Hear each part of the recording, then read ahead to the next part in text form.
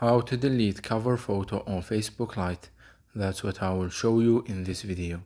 But before we begin, make sure to subscribe to the channel and ring the bell to get notified whenever a new video is uploaded. With that said, let's get started. So go ahead and open up Facebook Lite. And once you do that, navigate to your profile page. Once you're here, scroll down to your cover photo and then click on it. And here you want to click on the three dots at the top right corner of your screen, and from the given menu list at the bottom, click on delete. You will get a confirmation box that will ask you, are you sure you want to delete this photo? Click on yes to confirm. And by doing that, your Facebook cover photo will be deleted.